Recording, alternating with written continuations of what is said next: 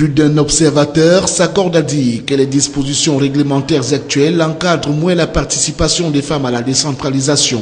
Pour illustration, la proportion des maires était de 6,7% en 2007 avec 19,7% des adjoints au maire. Elle représente depuis 2013, date des dernières élections municipales, 7% pour un peu plus de 300 communes. Et je pense que par rapport à la demande du président des villes et communes unies du Cameroun, les plateformes de discussion, d'échange entre les pouvoirs publics et les parties prenantes du processus de décentralisation, elles existent. Il y a le Conseil national de décentralisation et il y a le comité interministériel des services locaux. C'est pour sensibiliser l'opinion et lancer un vaste plaidoyer à l'endroit des politiques que le thème de la 4e journée africaine de la décentralisation a été axé sur l'approfondissement de la décentralisation et du développement local à travers une participation effective des femmes à la gouvernance locale. Il faudrait d'abord que l'administration qui est centralisée depuis 55 ans déjà, puisse s'approprier de ce processus de décentralisation. Je pense que c'est le premier frein. Et que tout le monde comprenne que la décentralisation, c'est une option majeure, n'est-ce pas, du septennat du président de la République, et que ce processus est irréversible. Il faut que les Camerounais le sachent. Plutôt optimistes, les femmes maires gardent espoir que la tendance sera inversée pour que le nombre de femmes élues, soit 27 à l'heure actuelle, se multiplie par 4 lors des prochaines échéances électorales.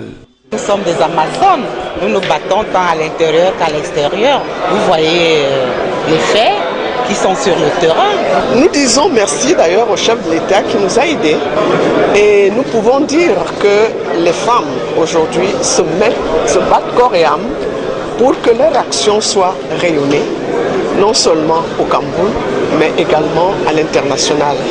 Les exécutifs communaux dans l'ensemble souhaitent voir le budget de la décentralisation accroître considérablement pour donner libre cours à leur déploiement sur le terrain.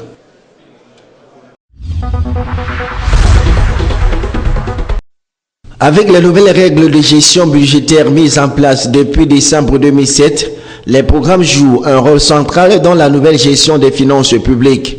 Ils constituent l'élément déterminant de l'autorisation parlementaire, l'unité des spécialités des crédits budgétaires.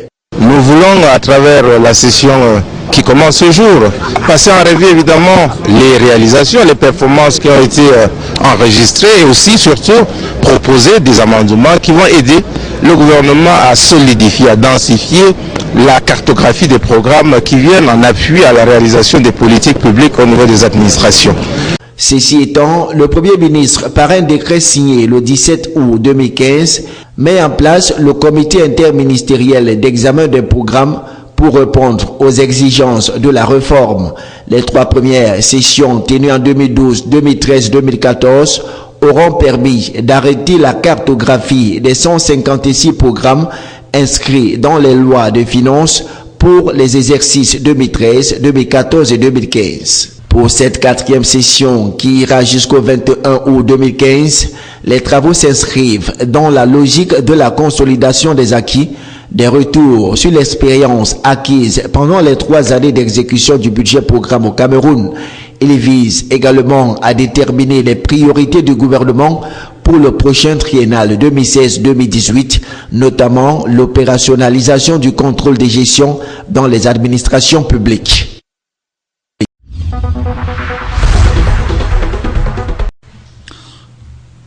La 13e session ordinaire du conseil d'administration de l'université de Maroua, principalement consacrée aux comptes, a été l'occasion pour les membres de statuer sur l'ensemble des comptes de l'exercice 2014. Vont donc passer au point fin le compte administratif de l'ordonnateur, le compte de gestion de l'agent comptable et le compte de gestion matière du comptable matière. En ouvrant les travaux, le président du conseil d'administration a souligné que cette session de compte offre l'occasion de vérifier le respect des grands canons de la gouvernance universitaire dans cette institution. L'actualité récente d'Ira Youssoufa Daouda informe de la nécessité de devoir, pragmatisme et responsabilité dans la gestion des finances publiques. Après avoir suivi la présentation des différents comptes, le Conseil a approuvé les 10 comptes qui constituent le reflet réel des opérations effectuées au cours de l'exercice 2014. À la fin de cette 13e session, Les membres du conseil à l'unanimité ont constaté que l'université de Maroua continue inexorablement sa marche vers la maturité. L'on annonce pour 2016 l'avènement de 3 autres établissements, à savoir la faculté des sciences économiques et de gestion, l'Institut des mines et des sciences pétrolières, ainsi que la faculté des sciences juridiques et politiques. Le président du conseil d'administration a aussi rappelé que l'école normale supérieure de Maroua sera d'ici la fin d'année 2015 installée sur son site définitif à Kongola, localité située à 12 km de la capitale régionale de l'extrême nord.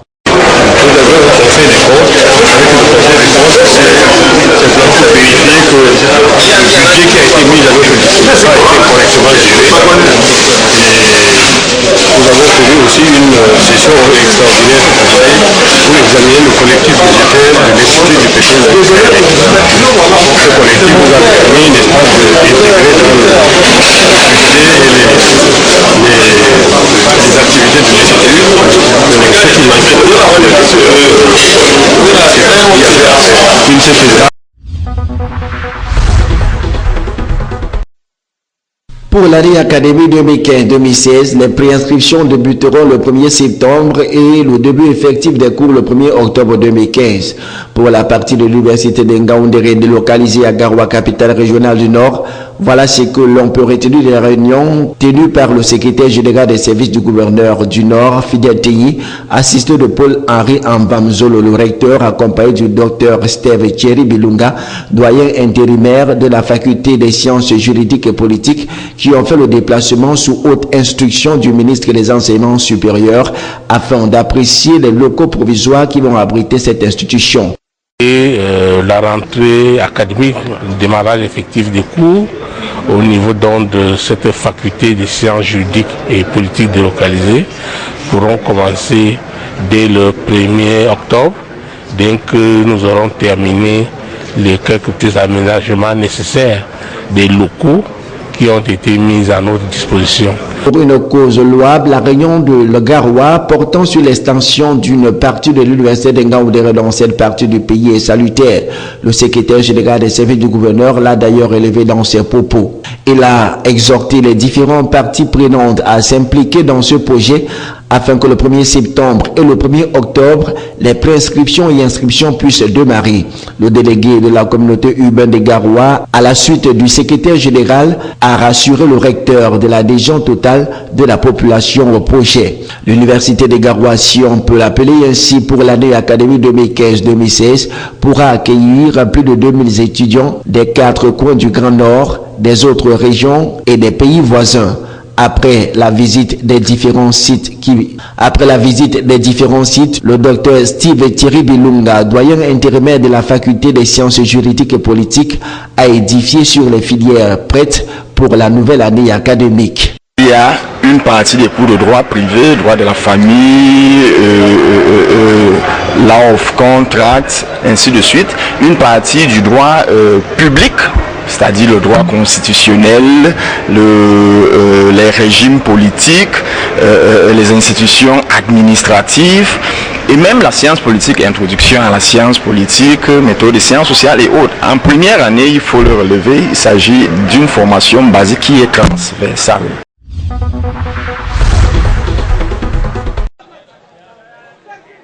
La localité de Louguéré-Mouti va rester dans l'histoire de l'arrondissement de Mayo-Ourna. Ce village à majorité peuplé par les Mbororo a été le lieu indiqué pour ce rendez-vous. Sans pareil, les danses traditionnelles dont seuls ces peuples en sont capables et autres démonstrations ont donné une couleur à cette cérémonie.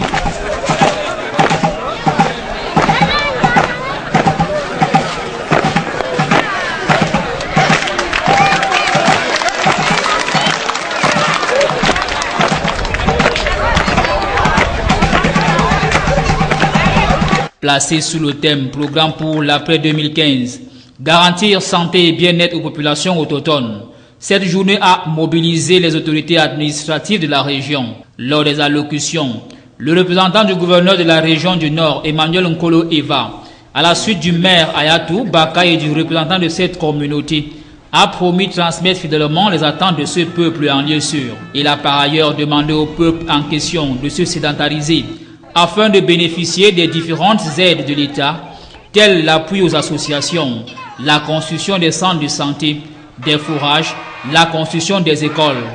Il a émis le souhait de voir les Mbororo exceller dans plusieurs autres secteurs de la vie en dehors de l'élevage et du commerce qui constituent leurs activités principales.